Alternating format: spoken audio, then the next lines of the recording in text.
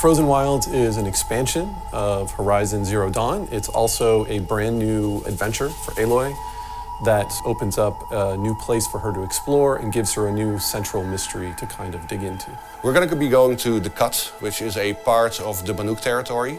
The Banook live in an area called Banur, and it's actually set in a northern part. It's very icy, very cold, and a very hostile environment.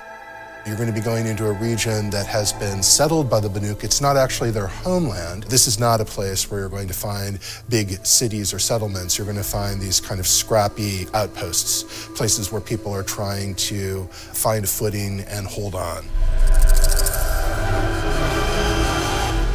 Even before we began work on the Frozen Wilds, we'd written dozens of pages about the Banook. But this was really an opportunity for us to flesh that out so much more, to really focus on them, put them in the spotlight, try to imagine all of these details about their warrior and hunting culture, really dive deeper into their kind of mystical beliefs, and then find ways of having that fuel the drama of the quest that you're going to be taking part in as you explore this region.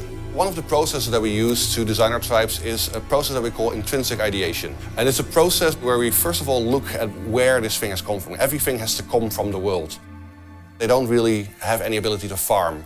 So all of their survival is based on hunting. You have to be nomadic, you have to be on the move.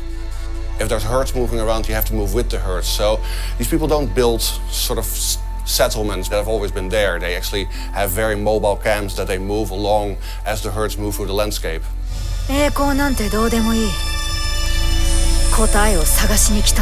work in great collaboration with all the different disciplines here, and the art and concept team had a huge role in developing the Banook.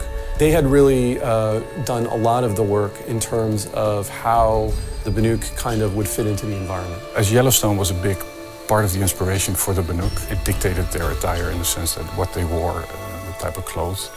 Even the colors were picked from Yellowstone. The prismatic pools, it's quite an outspoken, bright color palette compared to the other tribes in Horizon.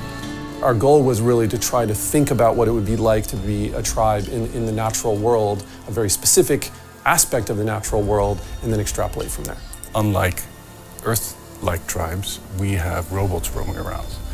And these also dictate the belief systems, but also their resources. They take parts from the machines and try to almost dress like the machines. The primary spiritual idea that the Banook have revolves around this concept of the blue light. The blue light that you see in the machine, the eyes of the machines. The Banook believe that the blue light kind of can only exist in the machines, that it in fact struggles to survive within the human heart. The human heart can't contain this kind of ultimate expression of harmony. It is an ideal that they're constantly striving towards. And it also harkens back to a time when the machines themselves were more peaceful. We have people here who take a very grounded approach. They really try to think about things in terms of function and what's the truth of the idea rather than just what would look cool. We have a very tight relationship with the writing team. An idea for a tribe can come from both art direction or concept artist or a designer or a writer. But usually then we go into the ideation process about really thinking how this tribe could have developed. And then we use short stories that the writing team writes, or we use concept art paints that an artist has made and really develop it and look at it from every different angle. And it's really one of the most rewarding aspects of working on Horizon. To really come to these really lush and exotic tribes that we can develop.